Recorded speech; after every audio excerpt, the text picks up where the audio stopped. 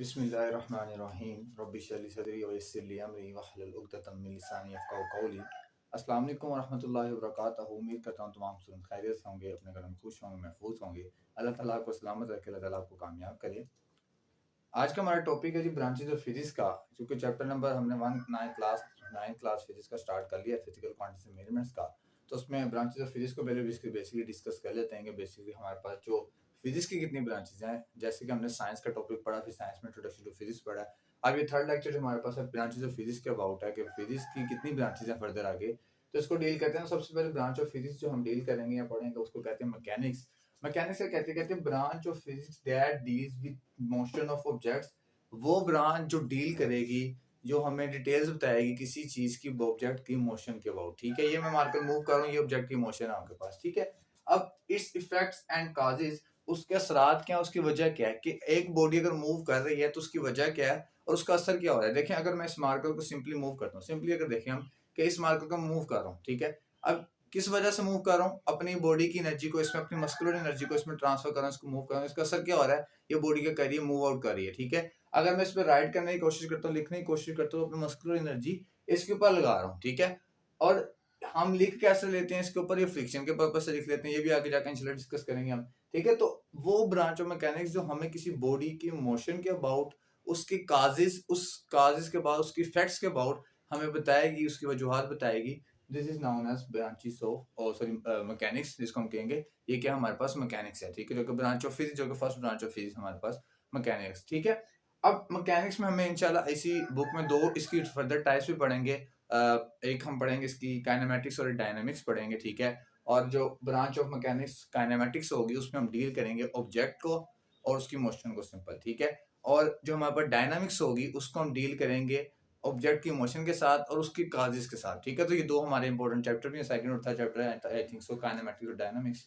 तो वो मैकेनिक्स की क्या है, फर्दर आगे ब्रांचेज हैं। ठीक है, या फर्दर आगे उसके टाइप्स हैं हमारे पास। इसके बाद एग्जांपल की तरफ चलते हैं। हैमर, हैमर हथौड़ी जिसको कहते हैं हम लोग। ठीक है, अब हैमर, फर्ज कर लें कि आप ये जो पॉइंट लगा हुआ है, ये जो पॉइंट है ये मैंने कैसे लगाए हैं। ठीक है, ये मैंने अपने हैमर के जरिए या किसी ड्रिलिंग के जरिए मैंने फोर्स लगाई है। ठीक है, और फोर्स लगाने के बाद मैंने हैमर को इस दीवार में या इस वॉल में क्या कर दिया है, फिक्स कर दिया, लगा दिया है। ठीक है, जिसकी वजह से ये बोर्ड आपके पास स्टेबल है। ठीक है, तो जब मैंने अपनी हथौड़ी या किसी भी इंस्ट्रूमेंट से इस चीज को फिक्स किया तो मैंने अपनी जो मस्कुलर एनर्जी थी, अपने अंदर जो मेरी एनर्जी थी, वो मैंने इसको ट्रांसफर आउट की है। ठीक है, तो ये क्या है, हमने एनर्जी प्रोड्यूस की। ठीक है, मेरी बॉडी ने उस ऑब्जेक्ट ने मूवमेंट की, उसकी वजह क्या बनी, एनर्जी। ठीक है, और उसका असर क्या हो जी, ये फिक्स हो गया। ठीक है, हमारे पास कोई ना कोई work done form in the form of work done कोई चीज निकल आई। ठीक है, इसके बाद विंड मिल्स हमारे पास होती हैं बेसिकली। विंड मिल्स बेसिकली होती हैं जिसमें हम हवा के जरिए एनर्जी प्रोड्यूस कर रहे होते हैं। तो जब वो विंड मिल्स के टरबाइंस घूमते हैं, जो बड़े बड़े फैंस उसके होते हैं, वो घूमते हैं, उनके घूमने की वजह, उनकी मूवमेंट जो है, उस मूवमेंट की वजह से क्या होता है, इलेक्ट्रिसिटी प्रोड्यूस होती है। इलेक्ट्रिसिटी प्रोड्यूस होकर जनरेटर में सेव हो जाती है और हमारे काम आ जाती है। ठीक है, तो विंड मिल्स में हमारे पास मैकेनिक्स का पर्पस यूज हो रहा होता है। देन बाउलिंग बॉल, अगर आप में से कोई खास तौर पे बॉयज क्रिकेट के शौकीन है, या अगर दूसरे फीमेल्स या गर्ल्स हैं जो क्रिकेट देखती हैं, अगर आप लोग क्रिकेट देखते हैं, जो बॉलर वो बॉल कराता है। ठीक है, अब जब वो बॉल कराता है तो क्या होता है, वो अपनी सारी बॉडी की एनर्जी को लगा रहा होता है बॉलिंग कराते हुए। ठीक है, तो क्या है, वो बॉलिंग कराता है। ठीक है, सम टाइम क्या होता है, उसको उसका अच्छा इंप्रेशन मिल जाता है, सम टाइम क्या होता है, उसको गलत इंप्रेशन मिलता है। मीन टू से कि कभी कभार तो बाउंड्री लग जाती है, कभी छिक्का, कभी चौका, और कभी उसको विकेट मिल जाती है। ठीक है, तो क्या वो अपनी मैक्सिमम एफर्ट्स पुट करता है और अपनी एनर्जी को, मस्कुलर एनर्जी को ट्रांसफर करता है। ठीक है, और ऐसा से जैसे वो बॉलिंग करता रहता है तो उसके स्वेट पसीना आता रहता है। ठीक है, तो ये क्या है, ये भी हमारे पास मैकेनिक्स के पर्पज है। और लास्ट हमारे पास साइकिलिंग, वो लोग जो थोड़ा हेल्थी होते हैं, ठीक है, और अपने आप को स्मार्ट करना चाहते हैं। ठीक है, वो क्या करते हैं, साइकिलिंग का पर्पज यूज करते हैं ज्यादातर, कि साइकिलिंग करके क्या वेट थोड़ा लूज किया जाए, ताकि साइकिलिंग से क्या होता है, आपका जो स्वेट है और जो हमारे अंदर यूजलेस जम्स होते हैं, ठीक है, या जिसको हम चर्बी का फैट कह लेते हैं, फैट जो है वो पिघलना शुरू हो जाता है, स्वेट के जरिए वो निकल जाता है। ठीक है, तो ये क्या है, ये मूवमेंट कर रहे हैं, और मूवमेंट की वजह से क्या हो रहा है, हमारे पास कोई ना कोई वर्क डन, एक पॉजिटिव रिस्पॉन्स निकल रहा है, हमें उसकी वजह भी पता लग रही है, उसके असरात क्या हो रहे हैं हमें वो भी पता लग रहा है। ठीक है, तो फिजिक्स बेसिकली क्या है, ये ऐसी चीज कि इसको सारी की सारी प्रैक्टिकल लाइफ में अगर देखा जाए तो ये हमारे दिन के हर शुरू से लेके दिन जब हम उठते हैं रात सोने तक, हमारे अंदर फिजिक्स किसी ना किसी तरह इन्वॉल्व हो रही होती है, और ये ज्यादातर प्रैक्टिकल लाइफ है हमारे पास। इस तरह कई एग्जांपल्स हमारे पास होंगे मैकेनिक्स की। इसके बाद टाइप्स ऑफ मैकेनिक्स हमारे पास आती है क्लासिकल मैकेनिक्स और क्वांटम मैकेनिक्स। जी, क्लासिकल मैकेनिक्स और क्वांटम मैकेनिक्स ये हमारे पास फिजिक्स की दो टाइप्स हैं, सॉरी मैकेनिक्स की दो टाइप्स हैं फर्दर आगे, ठीक है। अब क्लासिकल मैकेनिक्स में कुछ ऐसे इश्यूज थे या कुछ ऐसे हमारे पास ये कह सकते हैं कि हमारे पास कुछ इस तरह के टॉपिक्स जो हम डिटरमाइन नहीं कर पाए क्लासिकल मैकेनिक्स में, लेकिन इस क्लासिकल मैकेनिक्स को ओवरकम करने के लिए हमारे पास क्वांटम मैकेनिक्स भी हमारे पास है, ठीक है। क्वांटम मैकेनिक्स बेसिकली जो इसका आइडिया दिया था वो हमारे पास एल्बर्ट आइंस्टाइन ने दिया था, ये हमने डिस्कस किया था इंट्रोडक्शन टू फिजिक्स वाले चैप्टर टॉपिक में भी, कि जी क्वांटम मैकेनिक्स को क्या था, एल्बर्ट आइंस्टाइन जो थे बेसिकली ये क्वांटम मैकेनिक्स ज्यादातर मॉडर्न फिजिक्स पे रिलाई करती है, ठीक है। तो ये जो कॉन्सेप्ट था या जो इसको डिटरमाइन किया था ये एल्बर्ट आइंस्टाइन ने किया था, ठीक है। और क्लासिकल मैकेनिक्स जो है उसमें ज्यादातर हमारा थ्योरी का पार्ट होता है, ठीक है, उसमें भी डेरिवेशंस होती हैं, लेकिन जो मॉडर्न फिजिक्स है इसमें काफी चीजें इनहांस करके बताई उन्होंने, ठीक है। और एल्बर्ट आइंस्टाइन ने इस चीज को रिलाई किया, इस चीज को ऑन किया, ठीक है। तो ये हमारे पास की दो टाइप्स हैं। फर्दर एप्लीकेशंस देखते हैं कि हमारे पास ये यूज कहाँ कहाँ पे हो रही है, ठीक है, हमारी डेली लाइफ में कहाँ कहाँ यूज होती है, या आगे आने वाली जिंदगी में अगर हम आगे फिजिक्स की फॉर्मेशन में जाते हैं, फिजिक्स में अपने मास्टर्स वगैरह करते हैं, तो हायर एजुकेशन उसमें अटेन करते हैं, तो हमें कहाँ कहाँ देखेंगे, देखें जी स्ट्रक्चरल इंजीनियरिंग। अब अक्सर लोग हम इंजीनियरिंग के बाद ना इंजीनियरिंग करते हैं, प्री इंजीनियरिंग के बाद इंजीनियरिंग यूनिवर्सिटी में दाखिला लेते हैं, तो उसमें से एक फील्ड होती है स्ट्रक्चरल इंजीनियरिंग जो कि बेसिक बेस कर रही होती है मैकेनिक्स पे, further extra fluid dynamics. Extra fluid dynamics भी फिजिक्स का ही एक टॉपिक, एक सब्जेक्ट होता है। जब आप फिजिक्स बीएस फिजिक्स करते हैं, ग्रेजुएशन में जाते हैं, तो ये क्या एक्स्ट्रा फ्लूइड डायनामिक्स होती है, ठीक है। अब डायनामिक्स का मैंने आपको बताया कि किसी बॉडी की मूवमेंट और उसकी वजह क्या बन रही है, उस बॉडी की मूवमेंट की, वो फ्लूइड होता है किसी चीज का बहना, और एक्स्ट्रा फ्लूइड डायनामिक्स किसी चीज का एक्स्ट्रा कह सकते हैं कि बहना, ठीक है, in the form of dynamics, ठीक है। तो कोई ऑब्जेक्ट जो बहाव रखता है, ठीक है, कोई ऑब्जेक्ट जो बहाव रखता है, चाहे वो लिक्विड है हमारे पास, चाहे वो गैसेज हैं, उसके बाद जो हम स्टडी करेंगे वो एक्स्ट्रा फ्लूइड डायनामिक्स होगा, और उसकी वजूहात भी हम साथ साथ देखेंगे। Then hydraulic press. Hydraulic press आपका बहुत इंपॉर्टेंट टॉपिक आने वाला है इंशाल्लाह अगले आने वाले चैप्टर्स में हमारे पास, ठीक है। Work and energy chapter number 6 में हम पढ़ेंगे हाइड्रोलिक प्रेस, ठीक है।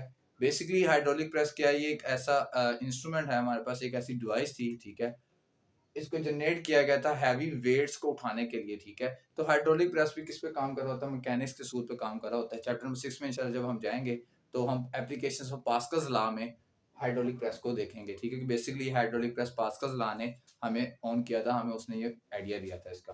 Further planetary sciences. Planetary sciences का मतलब है कि प्लैनेट्स के अबाउट जो साइंसेस हैं या प्लैनेट्स के अबाउट जो स्टडी करती हैं उसको मैकेनिक्स का उसमें बेसिक रोल प्ले किया जाता है, ठीक है जी। फिर इसके बाद मैकेनिकल इंजीनियरिंग, जैसे स्ट्रक्चरल इंजीनियरिंग, इसी तरह मैकेनिकल इंजीनियरिंग बेसिक होगी, उसमें भी हम मैकेनिक्स को फर्दर पढ़ेंगे। और लाइफ साइंसेस, ये कुछ एप्लीकेशन है इसमें जो कि मैकेनिक्स में जब हम आगे हायर स्टडीज में जाते हैं तो मैकेनिक्स के लिहाज से हम इसको डील करेंगे, इसको पढ़ेंगे, ठीक है।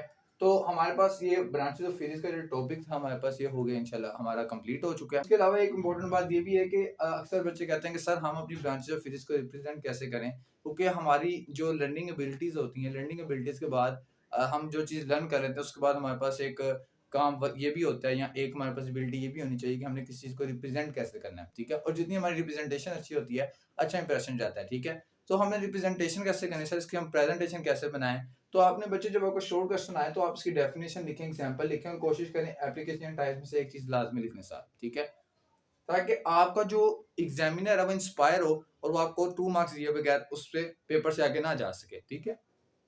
सॉरी, अगर आपको लॉन्ग क्वेश्चन आ जाता है ये, ठीक है, इसको लॉन्ग क्वेश्चन में लिखने का बहुत सिंपल तरीकाकार है। ये लॉन्ग क्वेश्चन अगर आपके पास आ जाए तो आप इसकी डेफिनेशन लिखें, ये जो एग्जांपल्स लिखी हुई हैं इनको जैसे मैंने आपको एक्सप्लेन करके बताया है ना, इनको अपने वर्डिंग में एक्सप्लेन करें, ठीक है। ज्यादा हमें कोई दूर जाने की जरूरत नहीं है इंग्लिश में कि सर इंग्लिश कैसे हम लिखें, या इंग्लिश में सर हम कैसे लिखें, हमें हमसे लिखी नहीं जाती इंग्लिश, हमें याद नहीं होती है। तो आप इसका कॉन्सेप्ट लें और 6th क्लास की इंग्लिश में जाके लिख लें। 6th क्लास इंग्लिश आप लोगों ने साथ में पढ़ी हुई है, जिसमें ना is and am and are has been should would कुछ भी नहीं है, आप उसको लिखें। अब आपकी माशाल्लाह क्लास है हायर, आप खुद लिख सकते हैं, ट्राई करें। एक दफा ट्राई करके लिखें गलत हो जाएगा, दूसरी दफा ट्राई करके लिखें गलत, लेकिन तीसरी दफा क्या होगा, आप एक्यूरेट लिखना स्टार्ट हो जाएंगे। तो इस तरह ये आपकी एबिलिटी इंप्रूव होती जाएगी। तो फिर आपको सिर्फ इस यहाँ से कॉन्सेप्ट उठाना पड़ेगा, उर्दू में आपको समझना पड़ेगा और कॉन्सेप्ट को डिलीवर करना पड़ेगा, ठीक है। तो बेसिकली फिजिक्स जो है आपको कॉन्सेप्चुअल है, फिजिक्स आपको कॉन्सेप्ट देती है, अगर आप इसका कॉन्सेप्ट गेन कर लेते हैं तो आपके लिए काफी ये इजी हो जाती है, ठीक है। इसके साथ ही आगे जो इसकी फर्दर टाइप्स हैं उसको भी डिस्कस करते हैं अभी भी हम। जी नेक्स्ट ब्रांच ऑफ फिजिक्स को डील करेंगे हीट और थर्मोडायनामिक्स हमारी नेक्स्ट ब्रांच ऑफ फिजिक्स है बेसिकली, ठीक है। इसको देखते हैं कि हमारे नॉलेज में क्या इन्हांसमेंट करेगी, ठीक है। हीट और थर्मोडायनामिक्स फिजिक्स हमें क्या कहती है, यहाँ हमें क्या क्या चीज़ें हैं, क्या कंडीशंस रखनी पड़ेंगी इस चीज़ को समझने के लिए, या क्या चीज़ें नेसेसरी हैं, वो इसमें देखते हैं। हम देखते हैं हीट और थर्मोडायनामिक्स, ठीक है। बेसिकली आपकी बुक में तो हीट फिजिक्स लिखा हुआ है इसको, ठीक है, लेकिन थर्मोडायनामिक्स इसका दूसरा नाम है, ठीक है। आप लोग जब हायर क्लास में जाएंगे, ग्रेजुएशन में जाएंगे, तो आप एक अपनी बुक थर्मोडायनामिक्स की पढ़ेंगे, सेपरेट बुक थर्मोडायनामिक्स की पढ़ेंगे इस वक्त। तो कहता है heat physics deals with nature of heat, modes of heat and effects of heat. तीन चीजें बता रहा है जी। हीट फिजिक्स क्या कह रहा है ये डील्स डिस्कस करेगी नेचर ऑफ हीट के अबाउट, ठीक है, कि एक हीट है उसकी नेचर किस तरह की है, मोड्स ऑफ हीट के अबाउट करेगा, और इफेक्ट्स ऑफ हीट के अबाउट, ठीक है। मोड्स ऑफ हीट का क्या मतलब है कि हीट कितने मोड्स में ट्रांसफर हो सकती है, हीट के कितने मोड्स हैं, ठीक है। और इफेक्ट क्या होगा हीट का, जाहिर सी बात है अगर किसी भी चीज में हीट प्रोड्यूस की जाती है, फर्ज करें एक मेटल स्ट्रिप है, ठीक है। अब हीट क्या उसकी नेचर है, ये आपके पास हॉट कूल बॉडी से कूल बॉडी की तरफ जाती है, ठीक है, कि हाँ जी हॉट बॉडी से कूल बॉडी की तरफ जा रही होती है आपके पास हीट, जो हीट ट्रांसफर जो होती है बेसिकली, ठीक है। अगर फर्ज करें ये मेरे पास एक मेटल की रॉड हो, अगर इसको मैं इस तरह से गर्म करना शुरू करूंगा तो हीट यहाँ से ट्रांसफर होते होते यहाँ पे जाती है। तो ये हीट की नेचर है हॉट से कूल फॉर्म तक जाने की, हॉट प्लेस से कूल प्लेस तक जाने की, ठीक है। और मोड्स ऑफ हीट का मतलब कितने मोड्स हैं इसके जिसमें ट्रांसफर हो रही है, ठीक है। और इफेक्ट्स ऑफ हीट का इसका असर क्या हो रहा है, जाहिर सी बात है अगर हम किसी भी बॉडी को इसको अगर मैं हीट करता हूँ तो इसकी लेंथ चेंज हो जाएगी, इसको मैं कहता हूँ लीनियर एक्सपेंशन हो जाएगा इसमें, ठीक है। और अगर इसको हॉट करने से या गर्म करने से इसका वॉल्यूम चेंज हो जाता है तो मैं कहूंगा ये वॉल्यूम थर्मल एक्सपेंशन है मेरे पास, ठीक है। इसको भी फर्दर इंशाल्लाह हम डिस्कस करेंगे आगे 8th चैप्टर में जाके। अब उसके बाद एग्जांपल्स अगर इसकी देखें हम, सबसे पहले कहता है अवर सोलर सिस्टम जी। मैंने आपको व्हाट इज साइंस वाले टॉपिक में भी एक बात कही थी कि सर हमारे पास जो सूरज है या सूरज सन है जो हमारे पास, वो सबसे बड़ा सोर्स है हमारे पास हीट का भी और लाइट का भी। तो हमारे जो सोलर सिस्टम है बेसिकली अवर सोलर सिस्टम, अब सोलर सिस्टम के आपने अक्सर देखा होगा सोलर प्लेट्स हमारे जो घरों के रूफ्स हैं उन पे लगी होती है, क्या जी वो जो सोलर सूरज से आने वाली जो रेज हैं वो सोलर को कैच करता है और बैटरी में स्टोर कर लेता है, और बाकी हमारे घर की जो अप्लायंसेस हैं वो चल रही होती हैं। तो सोलर सिस्टम जो बेसिकली क्या सूरज, और सूरज हमारी दुनिया में पूरी कायनात में सबसे बड़ा सोर्स है हमें हीट प्रोवाइड करने का, ठीक है। तो क्या है जी कि अवर सोलर सिस्टम एग्जांपल है इसकी हीट एनर्जी की, heat physics automobile fuels, automobile fuels में भी हमारे पास हीट और थर्मोडायनामिक्स का प्रोसेस हो रहा होता है। बेसिकली ऑटोमोबाइल फ्यूल्स जो हमारे पास हैं, जो हमारी कार के इंजन होते हैं, रेडिएटर्स होते हैं, ठीक है, इनमें क्या होता है ऑटोमेटिकली हमारे पास हीट एनर्जी प्रोड्यूस हो रही होती है और वो थर्मोडायनामिक्स के पर्पस पे काम कर रहे होते हैं जो हमारे हीट इंजन होते हैं बेसिकली, ठीक है। अब इसके बाद मोड्स ऑफ हीट ट्रांसफर, सबसे पहला मोड है कंडक्शन, ठीक है। Chapter number 9 class 9 transfer of heat जब हम पढ़ेंगे उसमें तीन मोड्स को हम डिटेल में डिस्कस करेंगे। अभी फिलहाल आपको सिर्फ कॉन्सेप्ट बता देते हैं, मैं बताता हूँ कि हमारे ये जो कंडक्शन कन्वेक्शन और रेडिएशन हैं ये बेसिकली क्या चीज़ है, ठीक है। देखिए कंडक्शन बेसिकली क्या होती है, कंडक्शन हमारे पास किसी भी सॉलिड चीज को, सॉलिड चीज ये फर्ज कर लें सॉलिड आपके पास एक रॉड है, इस सॉलिड को जब गर्म किया जाए तो इसकी एक प्लेस से दूसरी प्लेस से जो हीट ट्रांसफॉर्मेशन हो रही है तो वो क्या होगी, कंडक्शन होगी, ठीक है। कि सॉलिड में जो हीट ट्रांसफर का प्रोसेस होगा वो क्या कहलाएगा, कंडक्शन कहलाएगा। कन्वेक्शन क्या होती है, कन्वेक्शन बेसिकली होती है हमारे पास रेस की सूरत में, शेप्स में, वेव्स की सूरत में क्या हो रहा है, ट्रांसफॉर्मेशन हो रही है, ठीक है। और रेडिएशंस की सूरत में जो हमारे पास हीट का ट्रांसफॉर्मेशन होगी उसको हम क्या कहेंगे, this is known as radiation process. तो ये हमारे transfer mode of transfer of heat है, तीन मोड में ट्रांसफर होती है, कंडक्शन, कन्वेक्शन और रेडिएशन में ट्रांसफर होती है। देन एप्लीकेशन में आए कार्नोट इंजन जी। कार्नोट इंजन जो हमारे पास है, जैसे हमने यहाँ पे एक बड़ा था ऑटोमोबाइल फ्यूल्स, ठीक है। कार्नोट इंजन थर्मोडायनामिक्स के प्रोसेस पे, थर्मोडायनामिक्स के प्रिंसिपल पे काम करते हैं कार्नोट इंजन बेसिकली, ठीक है। और इसी तरह हमारे पास जो रेफ्रिजरेटर है ये भी कार्नोट, ये भी हमारे पास प्रिंसिपल ऑफ थर्मोडायनामिक्स पे काम कर रहा होता है रेफ्रिजरेटर। तो ये इसकी एप्लीकेशन है कि हम इसको यूज कहाँ कर रहे हैं अपनी लाइफ में। तो हमारे जो रेफ्रिजरेटर्स होते हैं उनमें क्या हो रहा होता है, हमारे पास थर्मोडायनामिक्स का प्रोसेस हो रहा होता है, ठीक है। तो ये सिंपल सी इसकी डेफिनेशन है, एग्जांपल्स एंड इसकी एप्लीकेशंस हैं। जैसे मैंने आपको मैकेनिक्स के टॉपिक में बताया था कि हमने इसको लिखना है कैसे, रिप्रेजेंट कैसे करना है, सेम ऐसे इसी तरह जैसे हम आगे फर्दर इसकी टाइप्स को पढ़ेंगे सेम ऐसे इसी तरह करेंगे हम इसको, ठीक है जी। तो उम्मीद है कि आपको समझ आ गया होगा, ठीक है। अब ये समझ अगर आपको आ गया तो इसको शेयर लाजमी किया करें, ठीक है।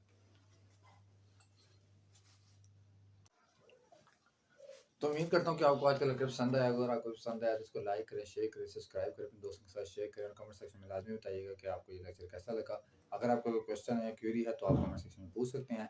इंशाल्लाह मैं रिप्लाई करने की पूरी कोशिश करूँगा। मिलते हैं इंशाल्लाह अगली वीडियो में। अगली वीडियो का इंतज़ार करें। अल्लाह हाफ़िज़।